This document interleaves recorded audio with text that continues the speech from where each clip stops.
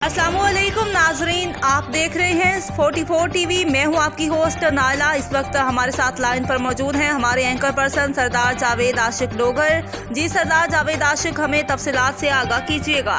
जी नैला, मैं इस वक्त मौजूद हूँ सीओ ऑफिस में। यहाँ पे भी वैक्सीनेटर हैं, वो एहतजाज कर रहे हैं। इनकी तनख्वाहों का प्रॉब्लम थी। इन्होंने यानी कि जब भी वैक्सीनेशन की कोरोना के दौरान, इन्होंने अपनी जान पे खेलते हुए गांव देहातों में जाकर वाम की ये मसीहा है इंसानियत की खिदमत के लिए दिन रात कोशा थे। तो यहाँ पे हमारी बहनें भी मौजूद हैं जो अपना एहतजाज कर रही हैं। अभी तक इनको सैलरी नहीं मिली। इनसे बात करते हैं, इनके क्या मामला हैं, इनके क्या मसाइल है। अस्सलाम वालेकुम। वालेकुम अस्सलाम। जी आप क्या कहना चाहेंगे? आपने माशाल्लाह कोरोना में आप कौम के मसीहा इंसानियत की खिदमत में आपने बहुत ज़्यादा वर्क किया, तो आपकी सैलरी का क्या प्रॉब्लम है? प्रॉब्लम ये है कि हमें प्रॉपर सैलरी दे ही नहीं रहे हैं ना।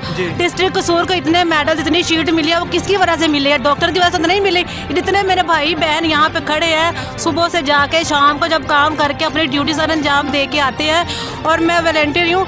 हम सब जो काम कर रहे हैं, तो ये देखें ना, ये ज़्यादती हो रही है हमारे साथ। हम काम कर रहे हैं, पेमेंट नहीं दे रहे। अगर कहते हैं, पहली बात जब हमें पेमेंट देते नहीं, जहाँ पे जाते हैं वहाँ पे हमारी बेइज्जती करते हैं। क्यों?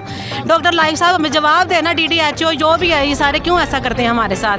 वजह जब हमें रखना होता है तब तो हमें फ़ोन पे फ़ोन यहाँ पे जाए। कोई गांव नहीं है, कोई सिटी नहीं है जहाँ पे हम लोग ना जाए। हमें अपॉइंट करते, हम लोग जाते हैं। जब जाते उसके बाद हमें उनका ये रिप्लाई मिलता है। ये तो गलत बात है ना।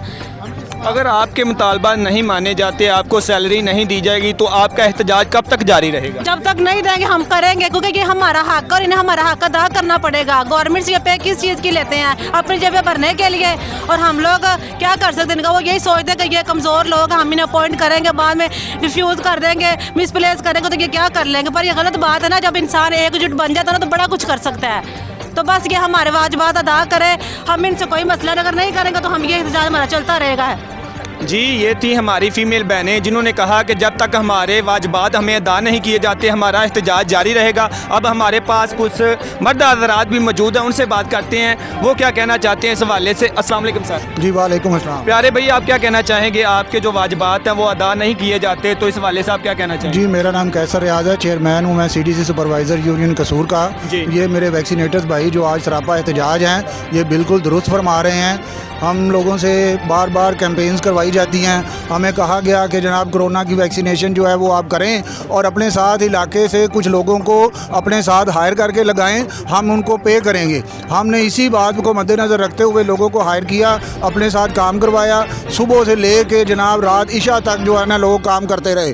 शहर तो शहर, देहात में भी हमें जो है ना मगरिब की और इशा की नमाज़ हो जाती थी, वहीं पर पढ़ के हम लोग वापस आते थे। अब वो जो वॉलंटियर लोग जिनको आपने कहा था कि आपको महकमा पे करेगा, अब वो लोग हमें गिरेबान से पकड़ते हैं, हमसे मुतालबा करते हैं कि आप लोगों ने हमारी ड्यूटी लगाई थी और अब हमारे पैसे लाएं किधर हैं? तो आप हमें बताएं कि हम क्या करें। हम चीफ जस्टिस साहब का दरवाज़ा ना खटखटाएं, हम वज़ीर आला पंजाब का दरवाज़ा ना खटखटाएं, हम डिप्टी कमिश्नर कसूर का दरवाज़ा ना खटखटाएं, सेक्रेटरी सेहत का दरवाज़ा ना खटखटाएं। CEO हेल्थ कसूर जो हैं वो तो बार बार हमारे मुतालबात सुनने के बावजूद अभी तक कुछ नहीं कर सके।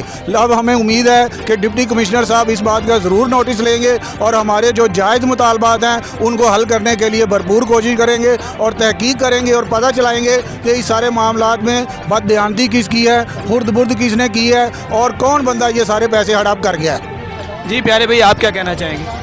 हमने सुबह 8 बजे से लेकर 5 बजे शाम 6 बजे तक, इतवार की भी छुट्टी नहीं थी, हमें दिन रात मेहनत की है। शाम को जाके हम लिस्टों को सही करते थे, लोगों के मैसेज जो भी होता देखते थे। सुबह इतनी सख्त मेहनत के बावजूद अपना किराया लगा के आना, अपना किराया लगा के जाना, ठीक है। उसके बावजूद हमें कुछ भी नहीं दिया गया। इस बात को साल गुजरने को है, ठीक है। तो हमें उम्मीद है सेक्रेटरी हेल्थ से, CEO से और DCO कसूर से कि वो इंशाल्लाह हमें हमारा हक ज़रूर दिलाएंगे।